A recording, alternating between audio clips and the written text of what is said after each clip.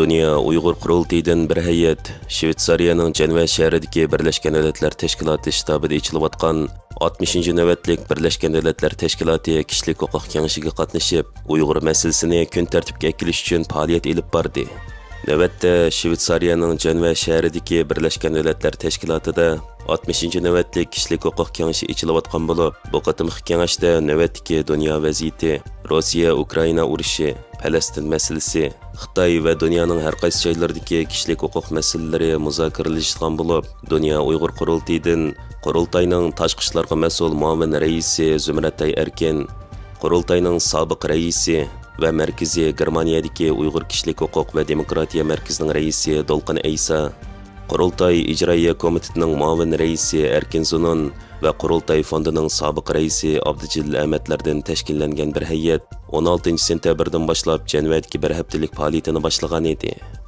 Birleşken Devlet Teşkilatı İnsan Hakları Kengashining 60. qatimliq yig'iniga qatnashish uchun Dunyo Uyg'ur Qurultayı ve Uyg'ur Demokratiya Kishilik Huquq Markazidan bir heyet birlikte Jenevadagi faoliyatlarimizni rasmiy boshladik. Bu yerda bir hafta boyunca bir qator faoliyatlarni olib boramiz.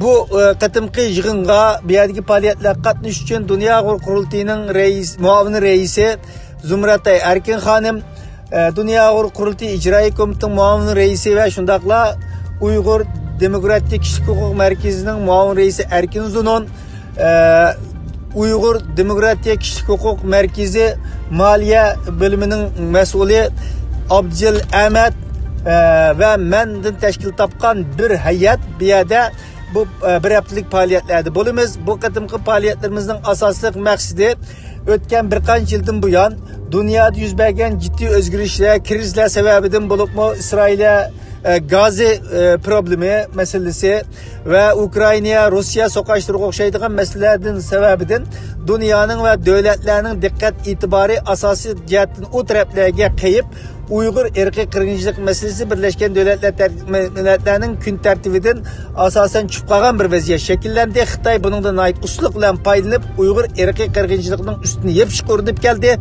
Şunun biz bu katımki faaliyet planımızı asas cihetten her qaysi devletlerinin Birleşken Devletler Teşkilatı'ndaki elçixanaları bilen ayrı görüşler arkalık Xitayning Uyghur erkek kırgınçılığının izliksiz devam qılatqanlığını, hech qanday bir özgürlüşning bo'lmayotganligini, yanılı milyonlagan insanların ceza lagerlarida azap çekyotganligini, milyonlagan Uyghur balalarning ota-onasidan ayrılıp etilganligi ve shundaqla mecburi emgakning devam qilayotganligi, yani Uyghur xalqi ustidagi bu qirg'inchilikning har qaysi jihatlardan shiddat bilan davom qilayotganliklaridan iborat bu realliklarni davlatlarning diqqatiga tortish va kishilik huquq konseyining kun tartibiga qaytadan akilishni asosiy maqsad qilish bu qadimki ziyoratimizning asosiy maqsadi. Şunuqa bu yerdagi ko'rishlarimiz davom qiladi va faoliyatlarimiz bir hafta davom qiladi. Oldimizgi kunlarda bu yerdagi faoliyatlarimiz haqida yurtdoshlar bilan yangi uchurlarni o'rtoqlashib Dunyo Uyg'ur Qurultayı heyeti bu qatim 60-cı navbatlik kengash mezgilida Birlashgan Davlatlar Tashkilotida Uyg'ur irqiy qirg'inchiligining hozirmi ham davom qilayotganligi, Uyg'ur majburiy emgaki va Xitoyning uni to'xtatish u yoq tursin aksincha kengaytib mengayotganligi haqida Birlashgan Davlatlar Tashkiloti kishilik huquq komiteti va har qaysi davlatlarning Birlashgan Davlatlar Tashkilotidagi elchilarini eng yangi ma'lumotlardan xabardor qilib, Uyg'ur masalasining navbatdagi kun tartibidagi muhim masala bo'lishi kerak ekanligini ta'kidlashgan. Jeneva'dan stansimizning ziyoratini qabul qilgan Zumratay Erkin xonim bu vaqtdagi ma'lumotlarni ko'rmanlar bilan o'rtoqlashdi. Qadimki yig'inlarimiz muvaffaqiyat shaklda oxirlashdi. Bu jarayonda biz abay deb o'tgandek nurg'unlagan muhim nuqtalarni o'tirib qo'ydik va bo'libmi shu hozirgi vatanimizdagi va Xitoydagi majbur emgak programmalarining qanday ko'payib mengayotganligi va yangi islohotlarni shu davlatlarga ta'minladik. Bu davlatlarning orasida albatta g'arb davlatlari bor va boshqa Afrikadagi bir qancha davlatlar bor. Uningdan zid yana bir qancha davlatlarning elchilari bilan ko'rish bo'ldi. Shunga bu qadimgi yig'indimi 60-cı navbatlik kishilik huquq kengashi yig'indimi Uyg'ur masalasi bir qancha qitim qo'yildi va oldimizdagi yerlarda yana qo'yilmoqda.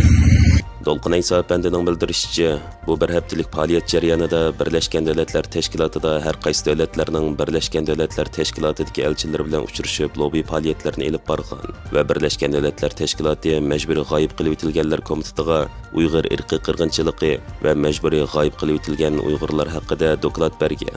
Dolqin Aysa Apandi Jenevadagi Birlashgan Davlatlar Tashkilotidan bu haqda ma'lumot berib, mundaq deydi. Assalomu alaykum aziz yurtdoshlar.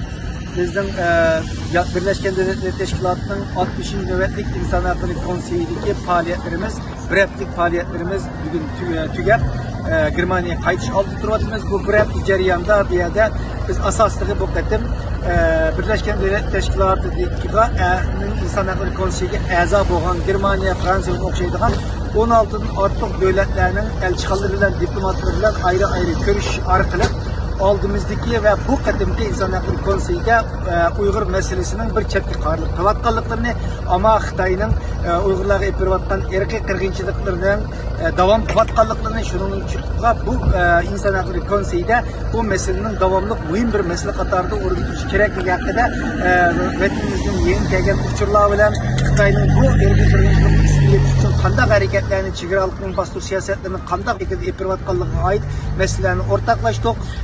Onundaki bir yerde Birleşken Devletler Teşkilatı'nın mecburi gayip kıllatqılar komitetiga məxsus bizim Abdil Ahmet ile ben bir yerde doklad verdik, resmi uçuruşlarını ötküzdük ve bir yerde nurgulanan halkara teşkilatlar ile ayrı uçuruşumuz oldu. Bir haftalık faaliyetlerimiz bu şu şekilde tamamlap en ahırda qaytish oldi turibmiz.